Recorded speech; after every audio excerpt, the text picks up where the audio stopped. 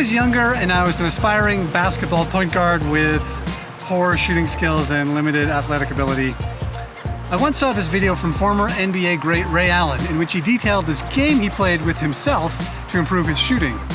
It was called +1 - 2. For every outside shot that he made in practice,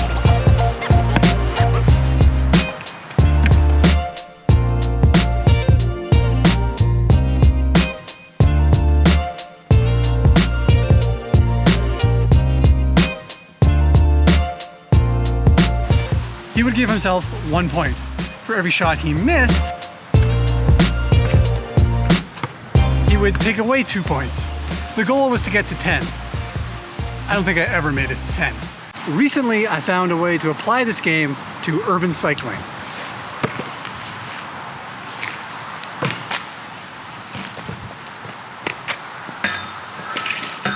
Hey everyone, I'm Tom, and this is Shifter, a channel about urban cycling and bike commuting. Welcome to you new subscribers out there, and if you haven't subscribed yet, please consider hitting that button down below. I was thinking about Ray Allen and his game recently because I've been watching a lot of Not Just Bikes, a great YouTube channel about urbanism. Jason, who's an expat Canadian, now lives in Amsterdam, has a lot of interesting things to say about the way cities develop. And as a Canadian struggling to ride my bike through a North American city, I often found myself watching Not Just Bikes with a lot of envy. I live here in Calgary, Alberta, Canada, which is a great city and I love it, but it's not the easiest place to ride your bike as a form of transportation. It's a car-centric city.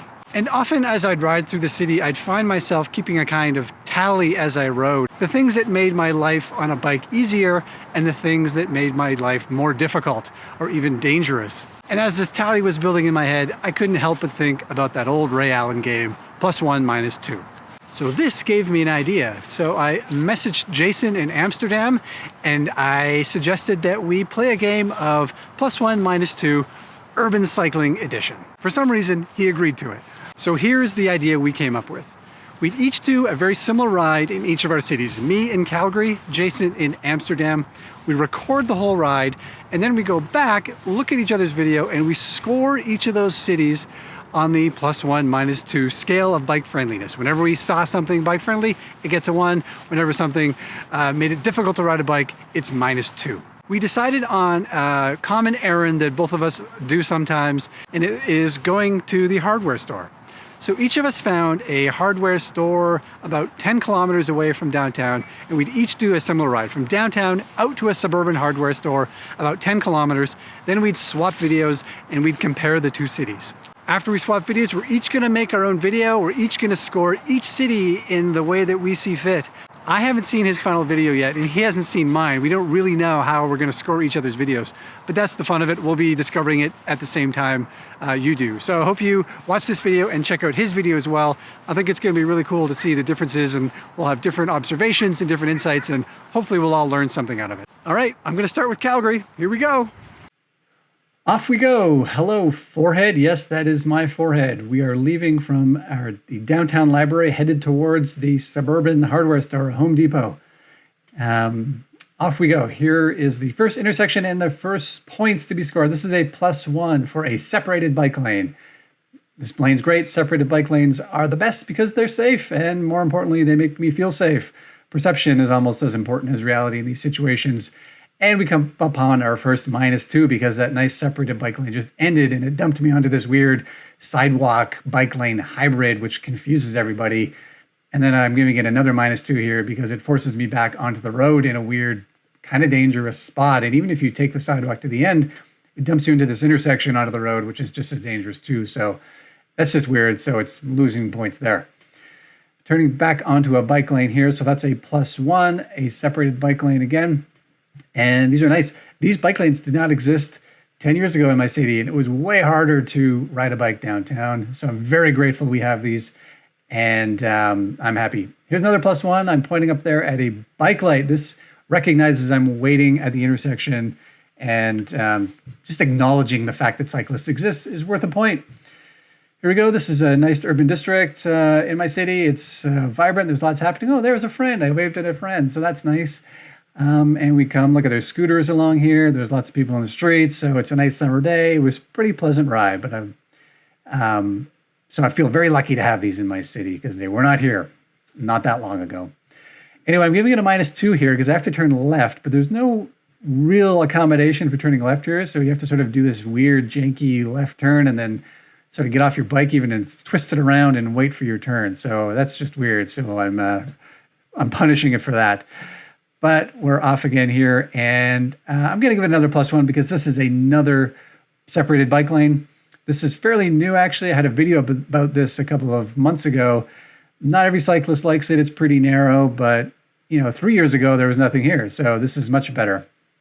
I'm happy to have any separated bike lane.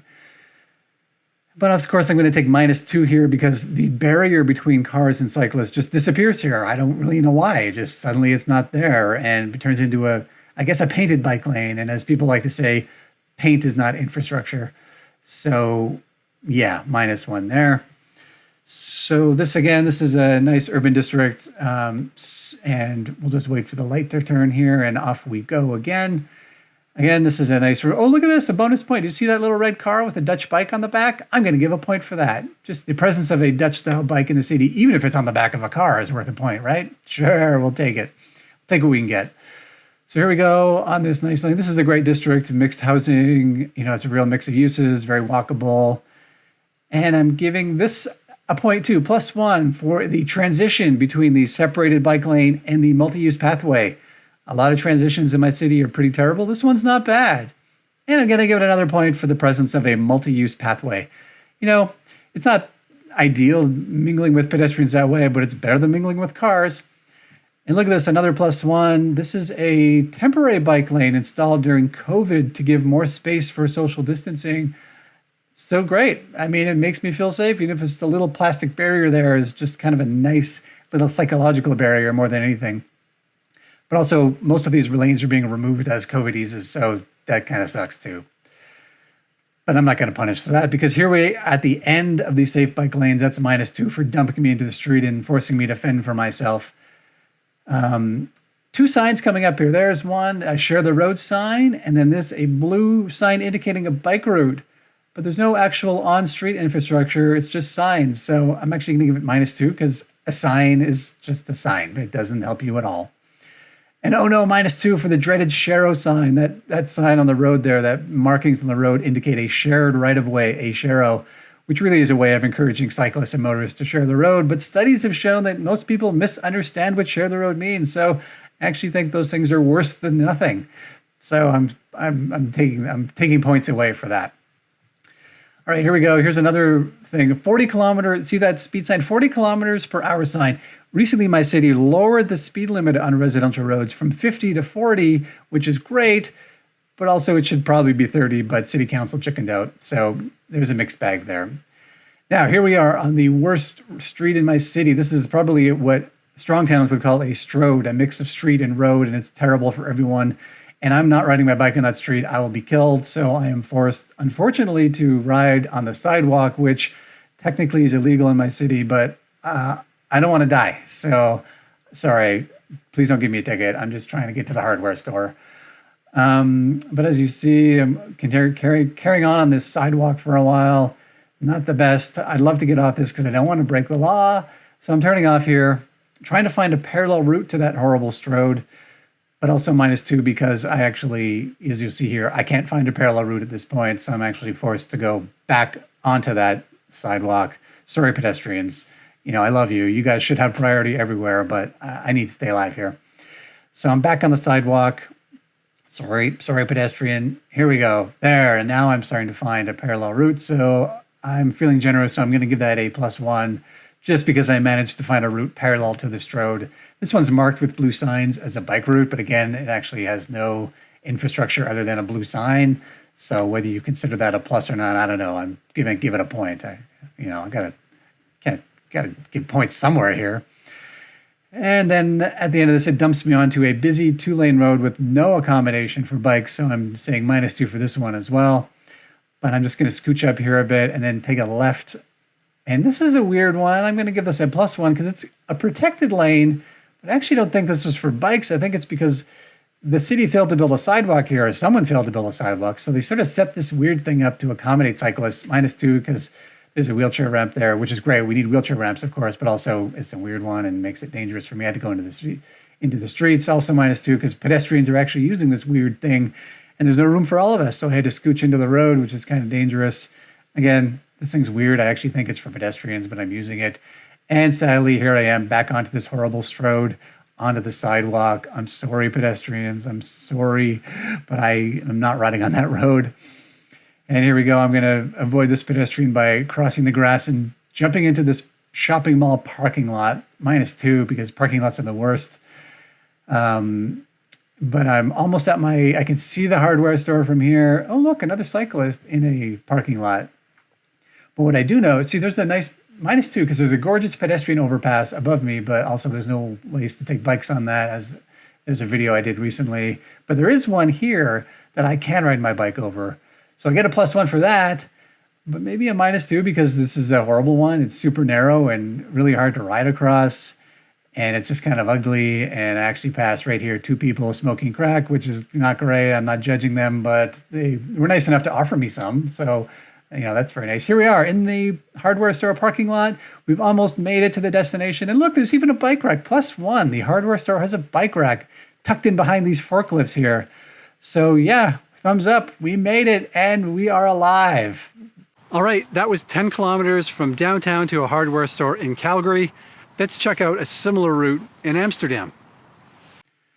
Off we go. We are on our trip from the center of Amsterdam out to a hardware store in the city. I'm excited. And wow, the first thing you notice on this, of course, is the number of cyclists, +1 for the number of cyclists. That old adage that there's strength in numbers applies to cycling. Well, they're strong here in Amsterdam. All right, -2. What's up with this truck? I don't know what kind of vehicles are allowed on what kind of routes in Amsterdam, but it seems weird that this red truck is here. But also +1 because look what happens when the truck is the anomaly and it's surrounded by all these cyclists. It just, the whole dynamic changes. It feels like the cyclists are still in power here. Bike parking, whoa, look at that. That is amazing. I'm giving it a +1 because their space has been carved out for that many bikes to be parked. I know bike parking is a problem everywhere, but you think it's bad in your city? Try to accommodate that many bikes. Okay, our first intersection, +1, this because look at that. It gives priority to cyclists. Most places here, the cyclist has to yield to the cars. This is the other way around. And okay, calm down, Tom. We got a long way to go here. So this looks like a car road. And what's interesting here is that the impact of cars on this road are kept to a minimum. I mean, these 2 cyclists in front of us look totally comfortable riding on a car route. They feel like they're not going to get killed. So +1 for that as well. And finally, I can take some away. -2, bad drivers. Glad they exist everywhere, not just here. Anyway, this street itself is pretty amazing. I guess what you can call, I'm going to call this like, what's interesting here is the human scale of this. Maybe this is human scale density. When we talk about density in North America, we often talk about, skyscrapers in Manhattan. That's the perception of what density is. But this sort of middle scale living, it just creates such great streetscapes. I mean, look at the people here. It's vibrant. There's people walking, riding bikes, just hanging out. I think what's often lost in conversations about bikes is that it's not just about the transportation. It's about the way a city develops and the way people live. I guess that's why Jason called his channel Not Just Bikes. This seems like a pretty good illustration of exactly that. It's pretty amazing to see sort of how, the scale of things is so much different. It's like a reversal in the dominance of the street. Here in North America, streets are so dominated by cars, but here it's the other way around. They're dominated by humans. I think this is what we're missing a lot of in North America. Is not every road needs to be like this, but the fact that you can use this and not feel like you're going to get killed is pretty amazing. All right, here we are. We're getting out of the downtown a bit, so you're seeing more of a separation of modes here. This looks like a separated bike route specifically, and then there's a road over there to the side. So that's pretty interesting. And I guess this is one of the hazards of riding in Amsterdam. Is that a canal? Yeah, that looks like a boat. So we are waiting for the canal to go through. I'm just going to sit here and admire the boat. Isn't that why people travel to Amsterdam? The charm of the canals? All right, well, okay, we still have to wait for the bridge to come down. Did I give a score for the separated? +1 for the separated bike lane. And like, oh my God, look at all these people. And I probably shouldn't say this, but I'm going to give a +1 to the fact that Look at these people. How many people are here and how many are wearing helmets? Do you think these people feel the need to wear a helmet? Do they feel unsafe? I'm just going to leave that out there. I know you're going to write me notes about that, but whatever. I'm just making some observations here. Look at the helmets out here. Okay, here we go. We are sort of off this. Look, we're onto, this looks familiar. This is a multi-use pathway that does not look much different from a lot of the multi-use pathways in my city and in lots of North American cities. So it appears that there is a place, even in bike-friendly cities like Amsterdam, for multi-use pathways. I think it just goes to show that there's not one size fits all. I think there's a scale of things or a continuum of infrastructure options, and good planners use what works in the right context. So in this area, nice green area away from busy cars, busy streets, where people want to enjoy it and also get around, this kind of works. I'm going to give a +1 also for multi-use pathways that can also function as transportation routes. I mean, the fact that Jason chose this route shows that it is not just used for pleasure, which we see a lot here in North America, is these kind of multi-use pathways are just pleasure rides, like, circular routes through parks. But this looks like it's actually getting him someplace. So I think that's important to note as well. Oh, I'm going -2. Construction vehicles in the way. I guess that happens everywhere as well. And plus, I'm getting desperate to take some points away here because everything just looks so amazing from a cyclist perspective. And yeah, the environment has sure changed today. It looks like we're getting deeper into the suburbs. The density is down. It looks a little bit more like we're used to seeing here in North America. +1 for the fact that this section looks kind of boring. Boring meaning it's safe and efficient. Oh, look, 2 bikes locked to a lamppost or a signpost. -2 for that. Yeah, I think the fact that these are just kind of like non-dramatic routes, they're just safe and people get around, is like a real bonus. This is like what you want, right? The less drama, the better. So I think that's really cool. This is interesting. Look at this. This is a construction detour. And when there's construction in my city on bike routes, sometimes what goes up is just a sign saying, sorry, route closed, find your own way. So the fact that effort was put into maintaining this route, I think, is worth a +1. Here, this looks like a busy car road that you'd see in North America, but I'm giving a +1 because bikes were still accommodated, even when there was like a 2-lane road that's built for car transportation. Bikes are still given a safe route across. I think that's pretty cool. And as we get out here into the suburbs a bit more, the fact that we're at some of these low density neighborhoods and there's still separation between cars and bikes is really interesting. I think, what we've seen, the growth pattern in North America is that the downtown cores tend to get the separated infrastructure. But here, as we get farther into the suburbs, there is more separation than there is even downtown. It's more shared downtown, more separated out here. I'm assuming that's because the speeds on the car roads is a bit higher, and you need separation for that. So it's just really interesting. We have so much to learn from the Amsterdams and the Copenhagens of the world when it comes to like safe, efficient transportation systems. Here we go. Look at this. This looks like this could be a road in my city. It's a highway or a freeway, but you've got this nice, safe bike route as well. So that's pretty interesting. Yeah, thanks for wiping off that lens there, Jason. The rain is getting on it. And here we go through the Dutch suburbia, I guess you could say. I was going to say the Dutch countryside, but we're not quite there yet. We are deep into suburbia now. And look at this. Are we coming upon dare I say, a car-centric shopping center? Look at that. I'm going to give -2 for that. I mean, I don't know, I guess you need big box stores everywhere. I think it's just interesting too that there is this perception that suburbs and big boxes don't exist in cities like Amsterdam, but they do. They're just also made friendly for bicycles. So, it is possible to make neighborhoods like this work for bikes if we choose to do it. And look at this. This looks like we're getting close to the end here. Yes, here we are. We are at the hardware store. And yes, there is a bike rack. There is bike parking at the hardware store.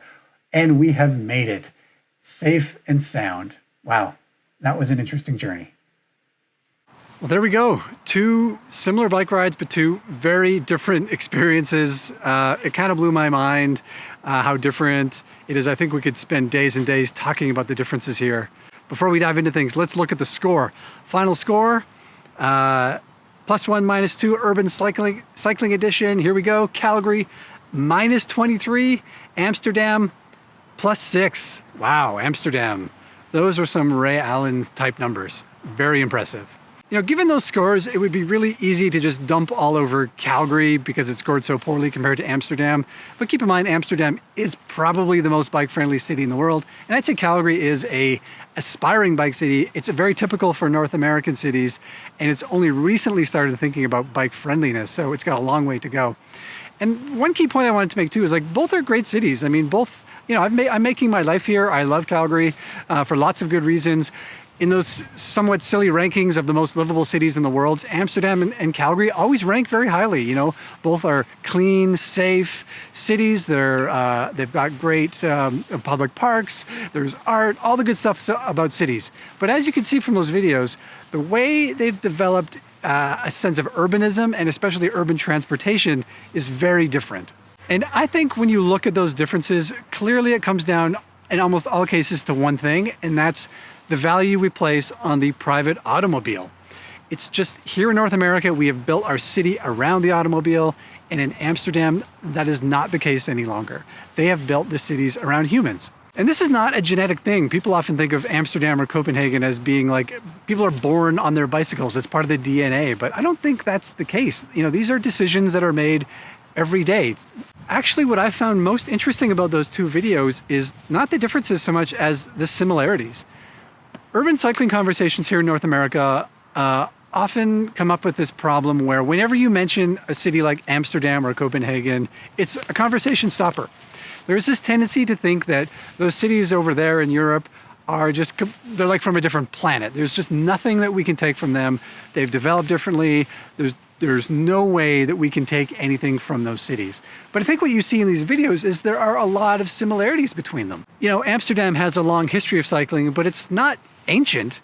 I mean, really the movement started in the 70s. Jason's got a great video about this. Copenhagen a little bit later than that.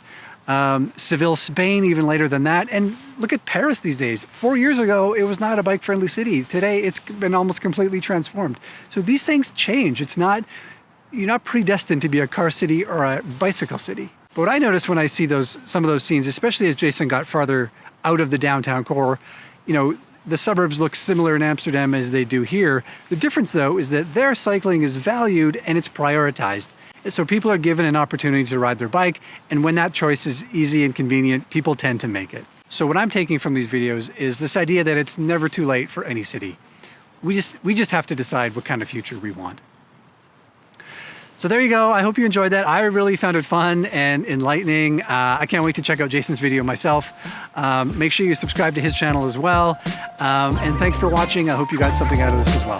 See you next time.